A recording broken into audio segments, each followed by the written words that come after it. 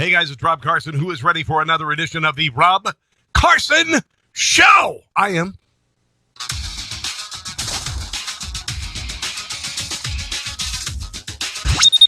It's the Rob Carson Show. Are you ready to be pod smacked? Now, here's Rob Carson. Hello, welcome to the show. Barring computer problems, we're going to have a very good show tonight. Hello and welcome. Glad to have you here. Woo! It's been a long day, been a long day. A lot of good news to get to and a lot of bad news to get to, and we will cover that and, maybe have some fun as well. So, welcome to the show. Glad to have you here. Going to talk a little bit about Donald Trump's canceling of the Kim Jong-un, Il's dead, because he was ill. And also, Solo, the new movie Solo, Star Wars, headed for the worst box office of any Star Wars movie. Nancy Pelosi is just, I don't know, she's mentally deranged. Going to talk a little bit about a little town hall she did with Chris Cuomo. Got some audio and video from that. Mike Pompeo gets in a fight with Democrat New Mexico Senator Tom Udall. What's a really stupid question. Bill de Blasio talks about the national anthem protests, and they're an expression of pain. Oh, I've got so much stuff to get to. So much. Welcome to the show. Glad to have you here. If you'd like to follow me on Facebook, it is Rob Carson Show. If you'd like to follow me on Twitter, it is Rob Carson. So let's get started. Let's get this party started. Donald Trump issued a warning to North Korea late today, hours after he canceled a planned nuclear disarmament summit. U.S. forces, he said, are ready to fight tonight. Wow. Pentagon Joint Staff Director General Kenneth McKenzie told reporters that American military forces in South Korea are in a high state of vigilance, adding that the U.S. is always prepared to respond to provocations from Kim Jong-un's dictatorship because they have proven to be unpredictable in the past. I want to play a little bit of the president here. And then I've got a few comments that I'd like to make about why he's doing this. How's that sound? Based on the recent statement of North Korea, I have decided to terminate the planned summit in Singapore on June 12th. While many things can happen and a great opportunity lies ahead potentially, I believe that this is a tremendous setback for North Korea and indeed a setback for the world. I've spoken to General Mattis and the Joint Chiefs of Staff and our military, which is by far the most powerful anywhere in the world, that has been greatly enhanced recently, as you all know, is ready if necessary. North Korea has the opportunity to end decades of poverty and oppression by following the path of denuclearization and joining the community of nations. Okay, now here's why Trump is doing this.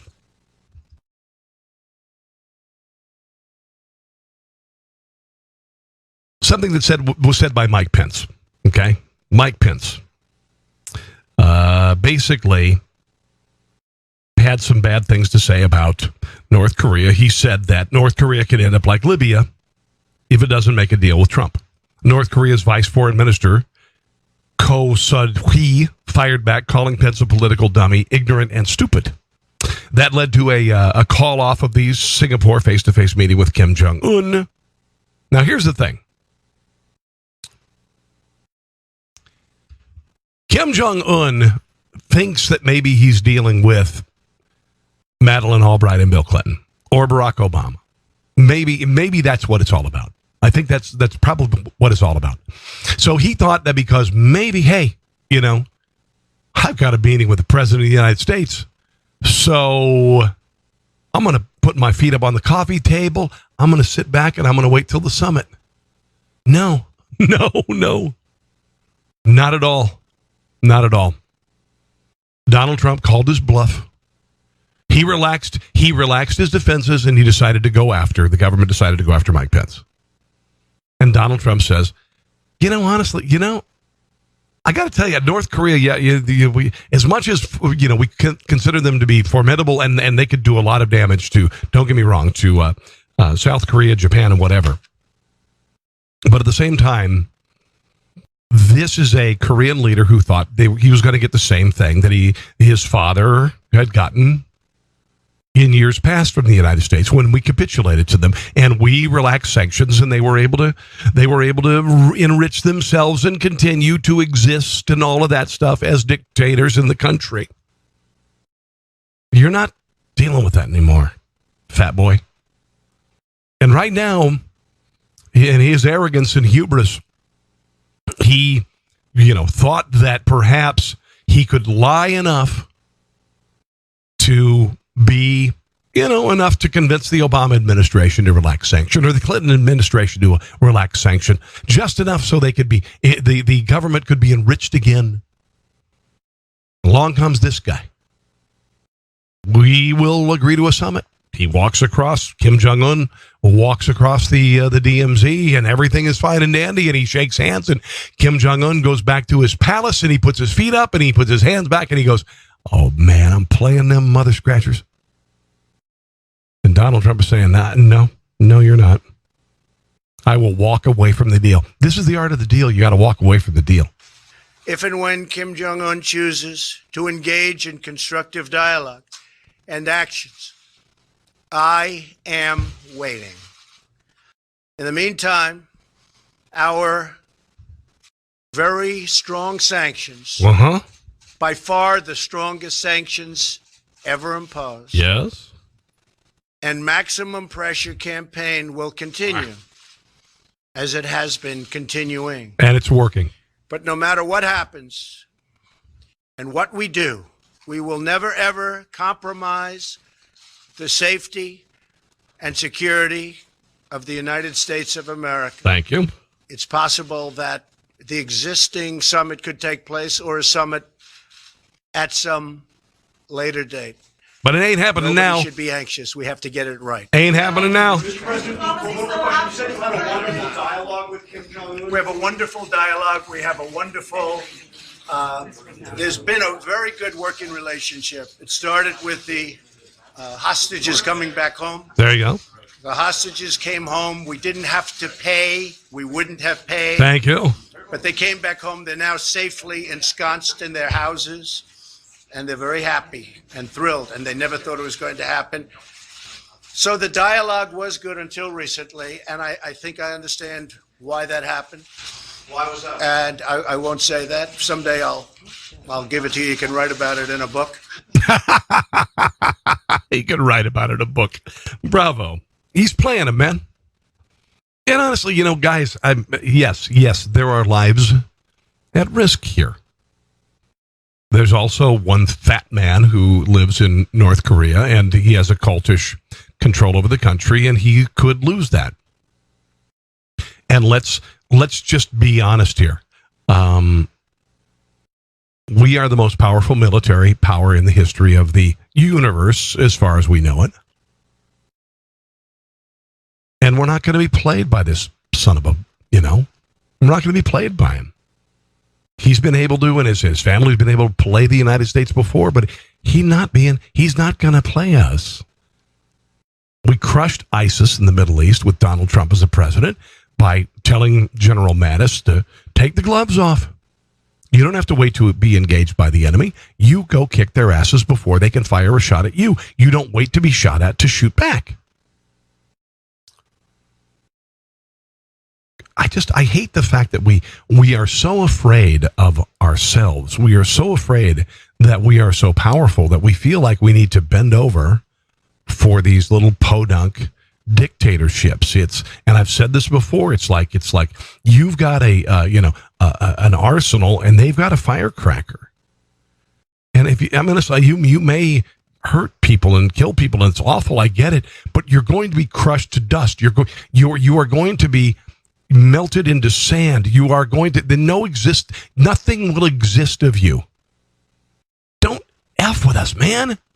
We are a kind and benevolent and wonderful people. But if we are provoked, you keep poking that pit bull. Keep poking that pit bull. Bring it. Bring it. All right. Off the subject of politics. The spinoff of the first of the new Star Wars movies is, I guess, Solo, a Star Wars story about Han Solo. They're tracking to open this weekend, Memorial Day weekend, with $130, maybe $150. Low end of expectations. To date, the Memorial Day weekend record holder, top domestic launch, 2007's Pirates of the Caribbean at World's End, and it was wonderful. $139 million, not adjusted for inflations. Solo is opening in most points around the globe. Blah blah blah blah blah. They projected a worldwide opening of $300 million this weekend. Now, Ron Howard is directing this. There were two directors. They had differences. Ron Howard took over. So I don't know. I think Jim Carrey as the Grinch is going to show up. I have no idea. I don't know, guys. At this point, aren't you kind of tired of Star Wars? Maybe it's just because I was in elementary school when the first Star Wars came out. Maybe we've beaten the hell out of the genre. Maybe it's okay. Yeah, Star Wars. Get it.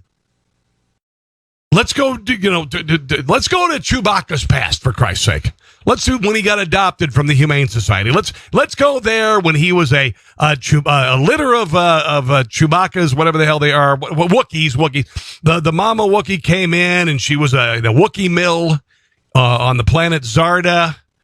And, and they rescued her and they rescued the other Wookiees and then they gave them up for adoption. There were some Ewok, mothers in there. Puppy is an Ewok puppy mill too, Maybe we've just beaten the snot out of the genre. Maybe it's time to move on from Star Wars. I don't know. Maybe. It's been around since 1976. Was that 42 years ago? Dear Lord. Nancy Pelosi got a little loopy over the weekend. Let me play a little bit of Nancy Pelosi. I don't know what's going on. I don't know what her deal is. I think I don't know. You know what I think it is? I think she drinks. I just think that a lot of people on the Hill, they drink. And this is what I think I think she drinks a lot. Here she is. It is important to note that the investment that we make in our teachers and the education of our children is the most important investment a country can make and families can make in wanting that for their children. We're all honored to be here with the president of the National Education Association, Lily Eskelsen Garcia, and the head of the American Federation of Teachers, Andy Weingarten. And when children are denied the tools they need, yet instead of making smart, strong investments in our education system, the Republicans are fighting to slash teacher. Imagine this: slash teacher and school budgets.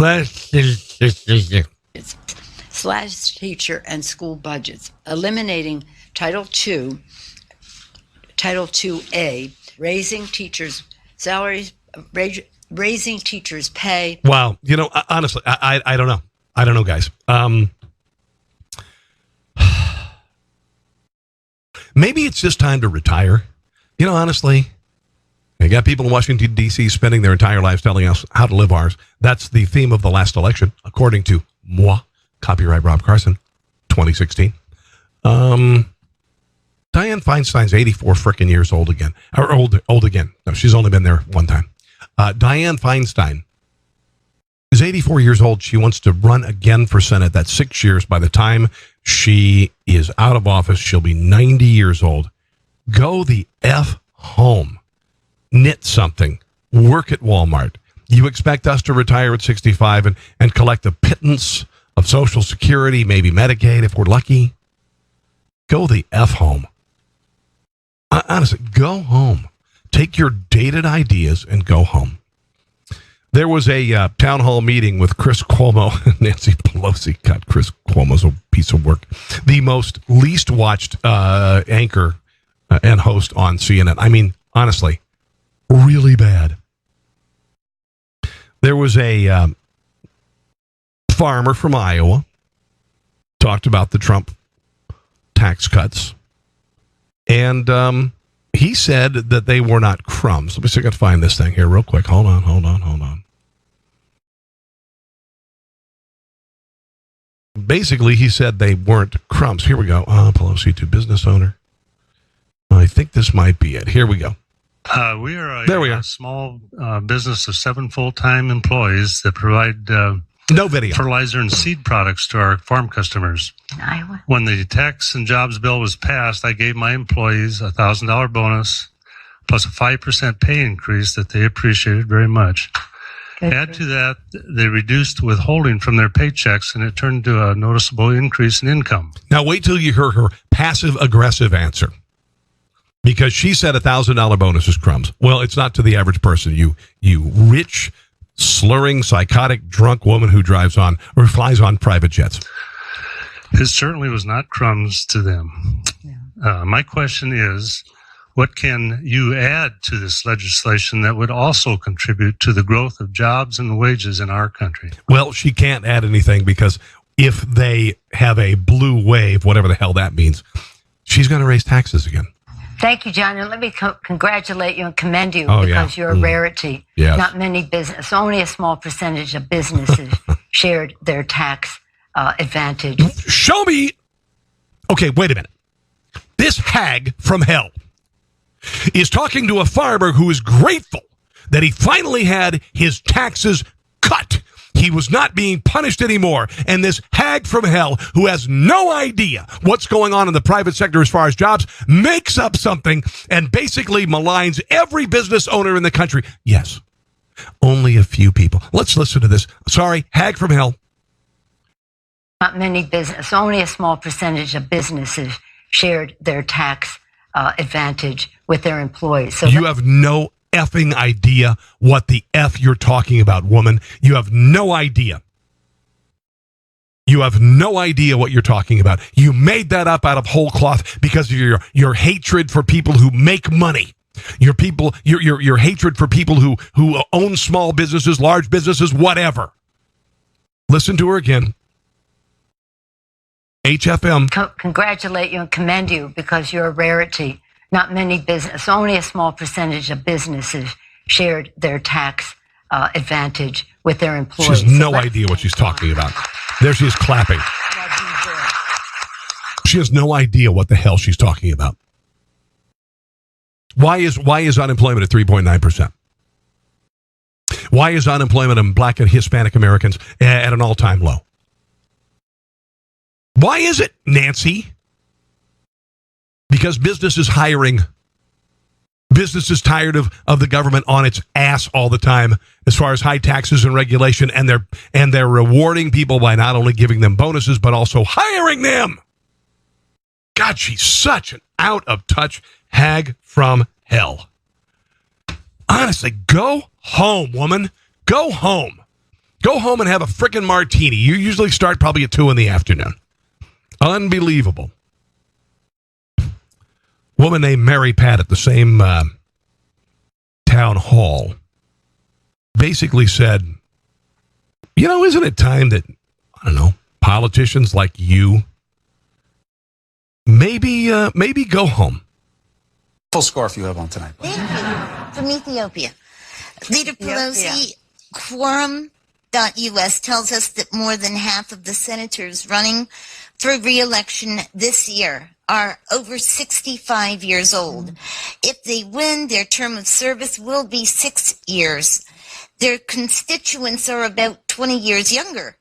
Isn't it time for some members to return to private service and to encourage younger folks to run for office so they have... Yes! Yes! Should I take that personally? You hag from hell. You're not in the Senate, so you're good. Let me say this, 2 things. First of all, what I said earlier about money in politics, if you reduce the role of money in politics and increase... You tell me you aren't influenced by money. You buffoon. You tell me you are not influenced by money, you buffoon. You have got such major money behind you from radical leftist organizations and George Soros. Give me a break. You have nothing in common with the average person. The level of civility in politics. Oh, really? Really? The civility in politics. You're going to talk about civility in politics. You will elect more women, more young people, more people of color to elect your office. Nonsense.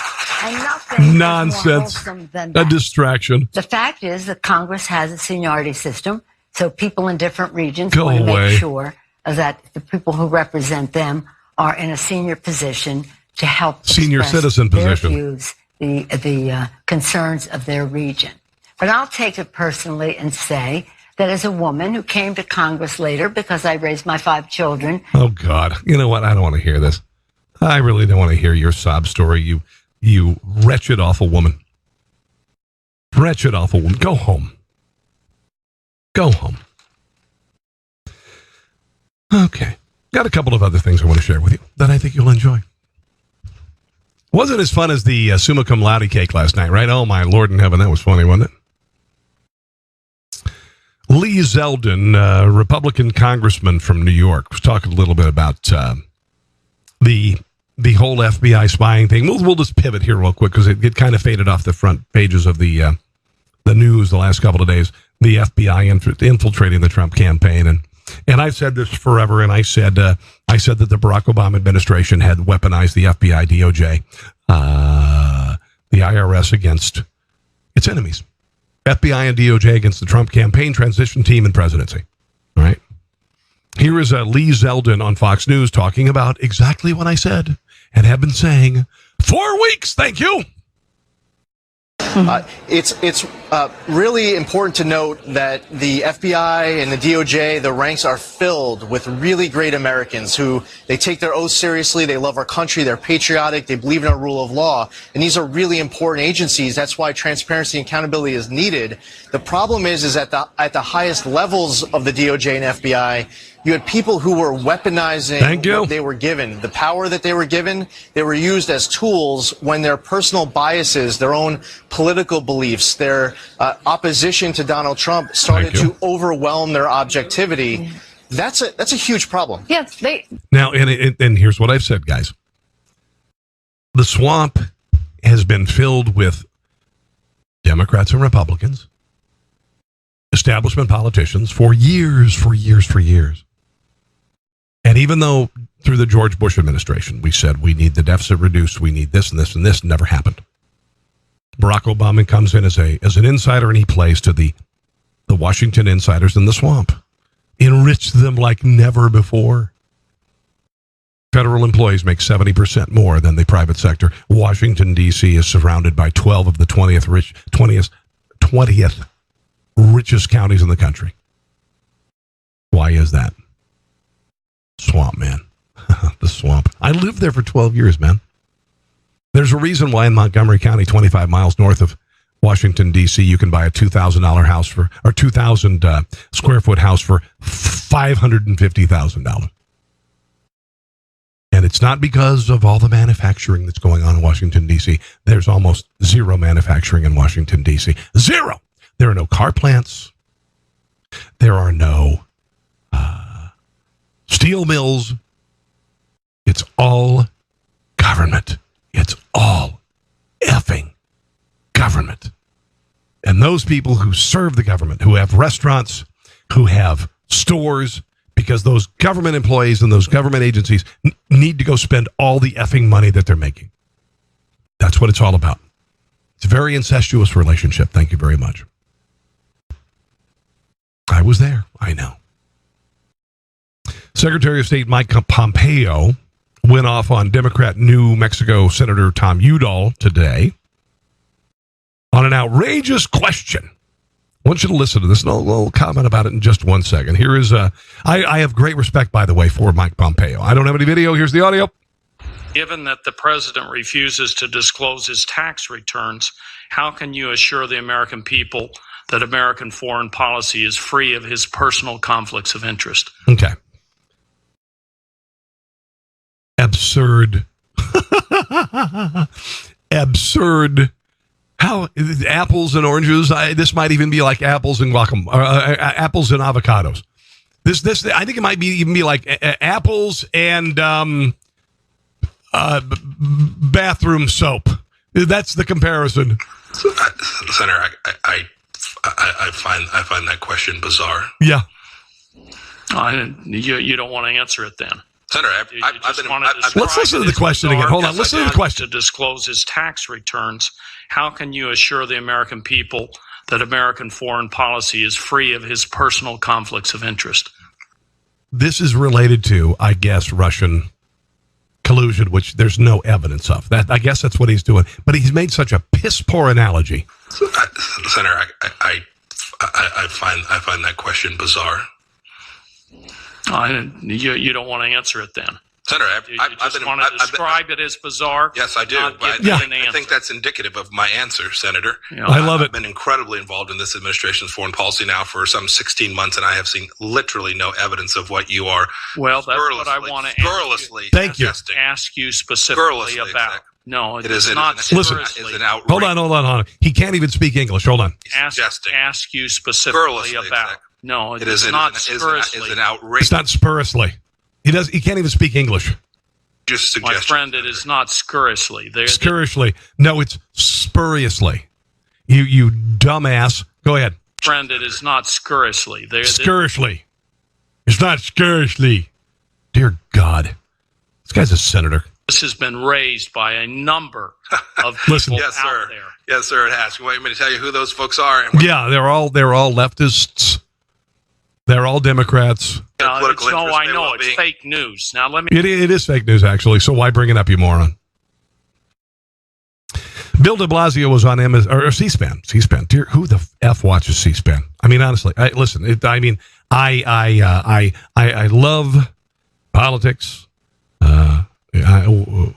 It reminds me of watching golf. It's even worse than watching golf. And listen, I am not a golfer.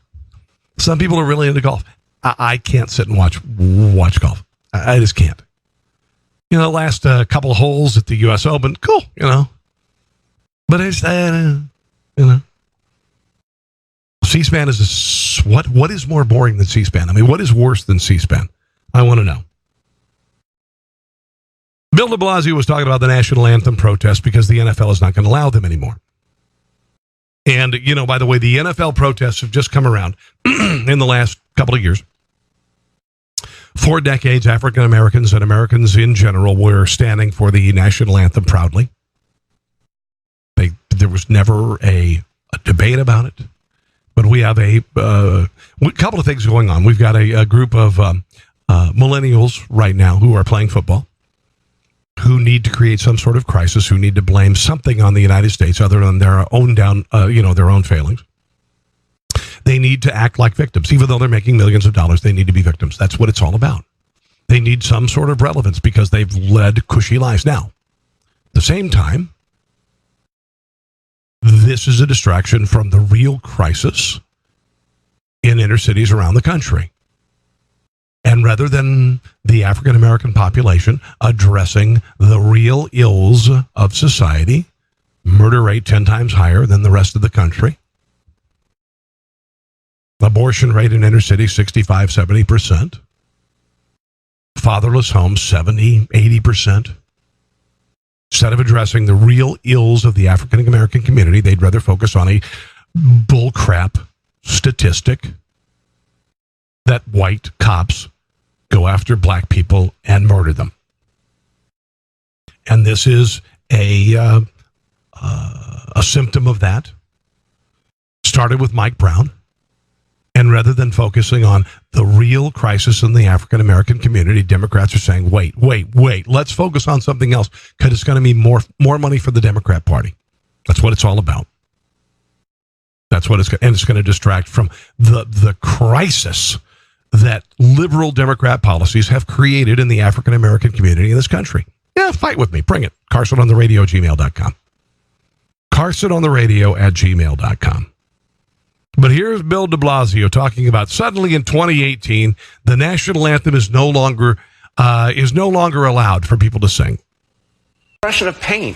I think we have to understand the notion that the protests are saying we have something happening that does not conform to our American values and has to end and can end. And this is why I don't find it. What is happening? What is happening, Bill de Blasio? There's a crisis in the African American community, you doofus. It's not about the police. It's not about racism. A hopeless situation. I think it's a hopeful situation. It is a hopeless situation. Democrats have created a hopeless situation in inner cities around the country. They make promises they can't keep. They keep people in poverty. They give them crumbs to exist. They used to pay mothers more when dads weren't around. Here in New York City, we had a long history of tensions and problems between police and community. We've come a long way to resolve that and heal that. Again, we're the safest big city in America because we've gotten police and community more on the same page, because we did things like teach police officers to de-escalate. That's something the entire police force in New York City has been retrained to de-escalate intense situations. We are using implicit bias training to help all officers of all backgrounds understand we're humans. Training. We have biases. We need to consciously think about those. Really? I've got a bias. I think you're a moron. Okay, how about that? It's implicit. I know it's explicit. You are a moron. You are a giant, flaming, fat moron. Your policies don't work, haven't worked. Rudy Giuliani's did. That's what turned New York around. You giant, flaming turd bucket. All right, let's move on here. I don't want to do that. A little joke this evening. Barack Obama is saying that his Netflix projects will help train the next generation of leaders and heal our political divide.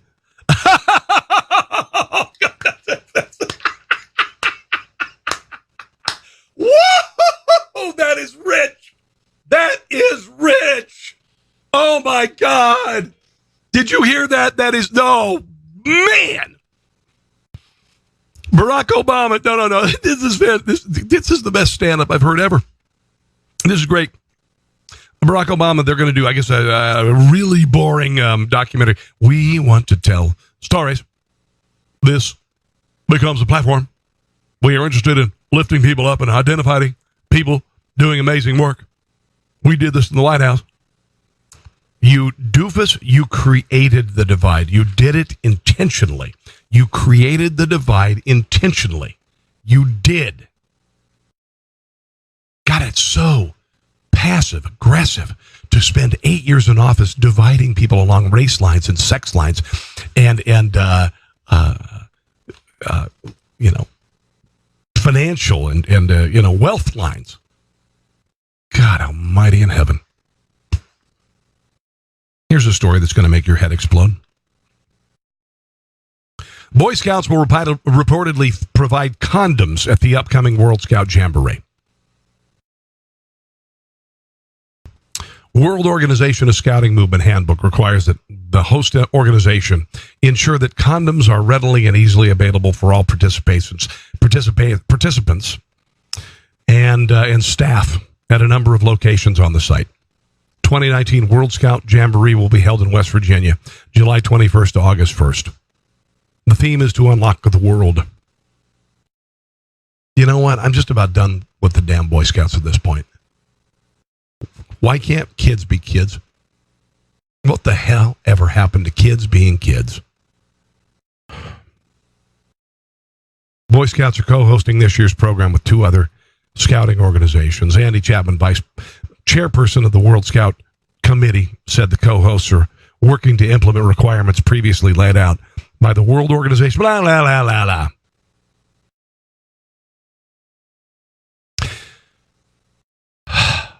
News of the condom requirement comes months after the Boy Scouts announced it would allow girls to become scouts. Last year, the scouting organization also changed its policy to permit membership on the basis of gender identity, meaning girls who identified as boys could become scouts. 2015, the Boy Scouts ended its blanket ban on openly gay troop leaders. John Stemberger, chairman of the board of Trail Life USA, an alternative scouting organization, said it's not clear how far down the rabbit hole the Boy Scouts will continue to fall.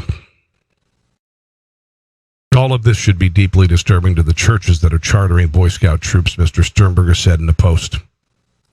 These policies present a clear youth protection problem that the Boy Scouts of America absolutely refuses to recognize. The fact that they are requiring that condoms be readily accessible and are communicating this to everyone, including youth participants, shows that the BSA is both anticipating and facilitating sexual conduct between minors at this event.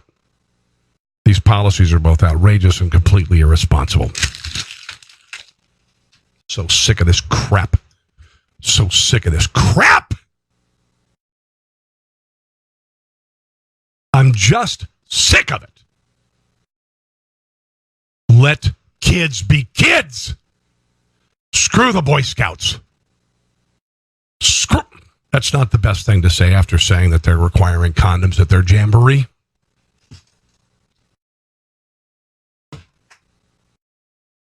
I just don't even know. I don't even know what to say at this point. So stupid.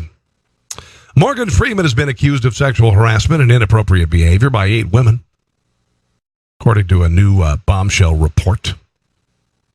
4 women who worked in production capacities on movie sets with Freeman over the last 10 years described him as reportedly behaving in ways that made women feel uncomfortable, lifting a skirt. 3 said he made public comments about women's clothing or bodies. Both of them said that they didn't report Freeman's behavior, with most saying that it was because they feared for their jobs. Well, at least he didn't have a lockable door. A lockable door like Matt Lauer did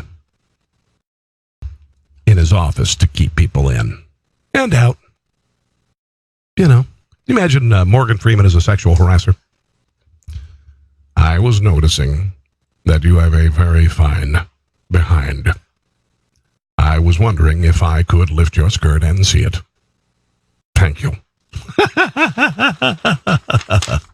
Andy Dufresne. Hello. Would you like to go back to my hotel room and spend the evening with me? Thank you. I've got some funny audio that I want to get to here before we end the program. Let me look it up here real quick. Got some funny stuff. Oh, I want to get to a little bit to the millennial who got kicked out of his house by his mother and father. Took his mother and father to court. I have a little awkward interview from the millennial who got booted by his 30-year-old guy. He was on CNN yesterday. His name is Michael Rotundo. Things got really awkward in a hurry. Here's a little bit of that interview. Michael, welcome. Hi. Hi. Hi. Hi. So let me start with you're 30. Right. The simplest question: do you not want to find your own place? No. Why not? I don't want to live there anymore. You don't want to live with your parents? I don't like living with. No. It's not. It's very tense. It's very awkward. It's we have to we have to share space, which may be the case with where I would find myself afterwards. But I'd prefer to get out. I would consider much of what they were doing to try to get me out as a tax, and what I was trying to preserve. Trying to do what's best for me, which is just let's try to be a little more reasonable. It's all about me. I don't like living here. It's all about me. It's all about me. You're 30 effing years old. Here he is talking about saying he's not a millennial. I would say that I'm really not a member of that demographic that they're speaking to, of that group. I'm a very conservative person. Oh. The millennials that they're speaking to are very liberal in their ideology. What? But you're 30, so technically I think you are part of the millennial generation. I don't think there's a delineation between... You're right. But when people speak to the millennials and their general nature as a millennial, they speak to more liberal leaning. No, it's you. In my opinion. Do you disagree? How is he conservative? I don't think it's for me to disagree. I think a millennial is a millennial is a millennial based upon the year that you were born. Okay. But I think it's totally your opinion to say, that doesn't apply to me. And with that, Michael Rotundo, I appreciate you coming on. I truly wish you the best of luck. And I am a millennial. Now he's saying he's a millennial. Yes, Michael. Right. Thanks. Here's a parody from Jimmy Kimmel last night. Did you know in America there are thousands of children over the age of 30 just waiting to be adopted? None of the hassles of preschool or heartache of potty training. Adopt a fully grown human male. For just $1,400 a month, you can adopt a 30-year-old boy, like Phil here. He has no discernible skills, has never held a job, and he will never leave you. No way. Every adopt adult comes with his own Xbox and sword collection. Adopt adults also come with a 100% lifetime guarantee to never go outside. Adopt adult. Don't make us put them to sleep. I love to sleep. Yeah. That's the kind of stuff I've written for, a very long time. But yeah, it's pretty funny. This is kind of funny. American parents invented 1,100 new baby names last year. I got one that's really funny, particularly because I work at Hendrick Toyota in Merriam. Hendrick Toyota in Merriam, Kansas, right near Kansas City. HendrickToyotaMerriam.com. Website Quartz analyzed Social Security Administration's new data on baby names last year, found that parents in this country invented 1,100 new baby names. Okay. I have the most popular. I'm going to share it in a second. It's funny as hell, and it's related to Toyota. Okay. Second most popular new name was Assad, spelled ASAHD, with 58 babies. Okay. Third most popular new name was Taishmara, 38 babies. Apparently, Draxler Noctis Legend, Ledgen, Miracle with 2 L's. Okay. Number 1, are you ready for this? You ready for this? Number 1 new name invented by parents 91 times. It's Camry. Camry. I work at a Toyota dealership. Camry. They don't spell it C-A-M-Y-R-Y, C-A-M-R-Y. They don't spell it like Camry. They spell it C-A-M-R-E-I-G-H. Camry. That's the most popular new name. Wow. Is that amazing? Guys, thanks for joining me tonight. I greatly appreciate your time. I hope you've enjoyed the show. This will be featured on iTunes for a limited time until I may be taking a break from iTunes for budgetary reasons. We've got about 279 episodes of the podcast on iTunes, and we will resume. I've got to get the downloads up. So if you would look at iTunes at Rob Carson Show and download, it'd be really cool. In the meantime, I'm going to be here. I may not be here every day, but I will be here. I would ask that you pray for my family and wish me luck in what I'm doing on the side. And hopefully, maybe someday we'll make this into a full-time gig, this video and audio podcast. In the meantime, as I always say, God bless you. God bless your family. Memorial Day right ahead. We'll see you again really soon. Thanks for listening to The Rob Carson Show. Friend him on Facebook at Carson Show, on Twitter at Rob Carson, and on Instagram. I think Facebook and Twitter are enough for now. We'll see you soon.